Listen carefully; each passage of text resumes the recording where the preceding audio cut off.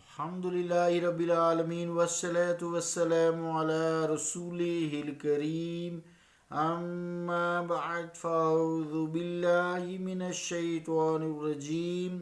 بسم اللہ الرحمن الرحیم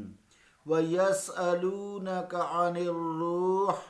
قُلِ الرُّوحُ مِنْ أَمْرِ رَبِّي وَمَا أُوتِيتُم مِّنَ الْعِلْمِ إِلَّا قَلِيلًا صدق اللہ العظیم۔ واجب الاحترام سامعین، السلام علیکم ورحمۃ اللہ وبرکاتہ۔ آیت کریمہ کا ترجمہ یوں ہے: اے میرے مصطفیٰ، وہ آپ سے روح کے متعلق سوال کرتے ہیں، فرما دیجئے کہ روح میرے رب کا امر ہے اور اس میں سے جو تمہیں عطا کیا گیا ہے، مگر وہ بہت تھوڑا ہے۔ اللہ کا قول سچا ہے جو بڑی ہی عظمت والا ہے۔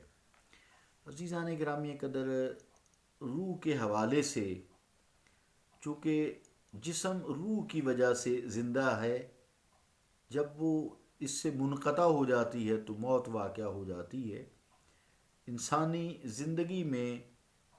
روح جو عارضی جسم سے نکلتی ہے، جسے نیند کے نام سے تعبیر کیا جاتا ہے،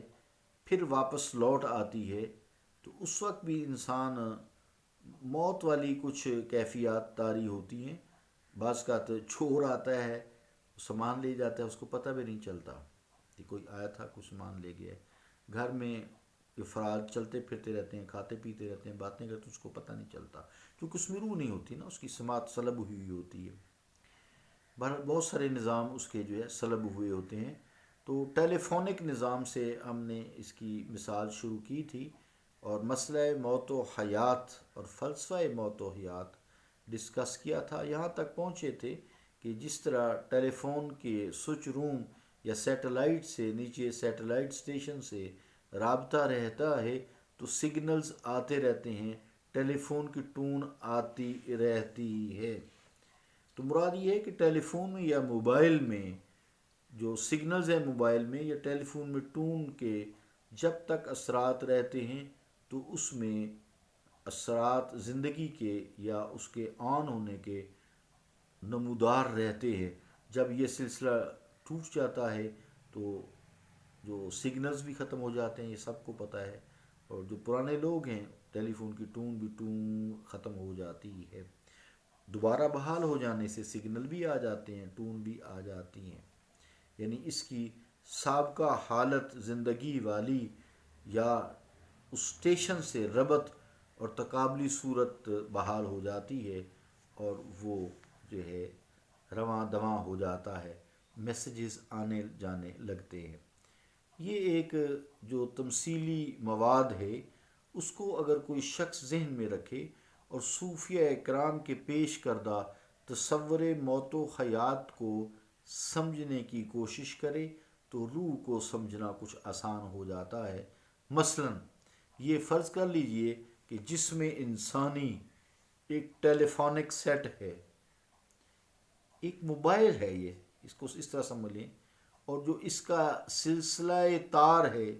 وہ تنفس ہے، سانس آنا جانا، اور بہت سارے سسٹم ہیں، ہارٹ ہے، برین ہے، بہت سارے سسٹم ہیں، جو ٹیمپریچر ہے اس کو مینٹین رکھے ہوئے ہے، یہ ایک تار کی حیثیت رکھتی ہے۔ ٹھیک ہے، یہ سارے نظام، دل، پھیپھڑے، دماغ، خون کی رگیں آنیاں جانیاں، یہ پورا ایک نظام ہے جو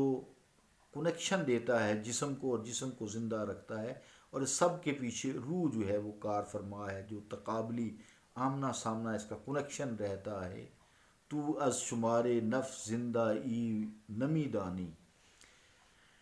عزیزان گرامی قدر، جو روح کل ہے یا تعین اول ہے، جو ہم روح کی تشریح کر رہے تھے پیر ملی شاہ صاحب رحمۃ اللہ علیہ کے حوالے سے، نصیر الدین شاہ صاحب کے حوالے سے، یا جو ہم نے شاہ محی الدین ولوری قادری جو معروف ہے اس نام سے، شاہ عبداللطیف ویسے نام ہے ان کا، ان کے حوالے سے، تو اس طرح روح کل جو ہے یا تعین اول ہے، اس کے لیے سوچ روم کا درجہ رکھتی ہے انسانی جسم کے لیے۔ اب جس وقت تک جس میں انسانی کا سیٹ سانس کے مائکرو ویو سسٹم کی وساطت سے روح کل کے سوئچ روم سے رابطہ رکھتا ہے، یعنی مربوط رہتا ہے اور متقابل رہتا ہے، آمنے سامنے رہتا ہے، ان کنیکشن رہتا ہے، تو جسم انسانی کے سیٹ میں ٹون یعنی روح موجود رہتی ہے۔ وہ رب العالمین جو ہے نا، وہ اس سب نظام کو مینٹین کیے ہوئے ہے روح کے ذریعے۔ اور جس وقت دونوں کا آپس میں رابطہ منقطع ہو جاتا ہے اور آپس میں ان کا تقابل ختم ہو جاتا ہے، ریلیشن ختم ہو جاتا ہے، تو انسان کے اس جسد خاکی کا سیٹ ڈیڈ ہو جاتا ہے، یعنی روح جب پرواز کر جاتی ہے یہ سارے سسٹم منقطع ہو جاتے ہیں، دماغ، دل، پھیپھڑے، سانس کی آنی جانی، تو سارا نظام درہم برہم ہو کر جسم جو ہے جامد و ساکت ہو جاتا ہے اور اس پر موت کا اطلاق کیا جاتا ہے، اس کے لیے کفن دفن کیا جاتا ہے۔ خلاصہ کلام پھر یہ نکلا کہ رابطہ اور تقابل کی برقراری کا نام، یعنی روح سے انسانی جسم کا رابطہ تعلق کا جو نام ہے یہ حیات ہے، اور جب یہ آمنا سامنا تقابل یا ربط یا کنیکشن اٹھ جائے یا منقطع جسے کہتے ہیں ہو جائے، تو اسے موت کے نام سے موسوم کیا جاتا ہے۔ تو یہ کچھ ٹیلی فون کے حساب سے جو سگنلز وغیرہ ہیں، اس کے حوالے سے انسانی جسم میں روح کا تعلق سمجھانے کی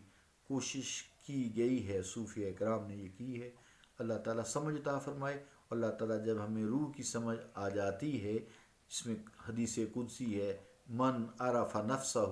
جس نے اپنے نفس یعنی روح کو پہچان لیا، فقط عرف ربہ، تو پس یقیناً اس نے اپنے رب کو پہچان لیا۔ صلی اللہ تعالیٰ علی رسول خیر خلقہ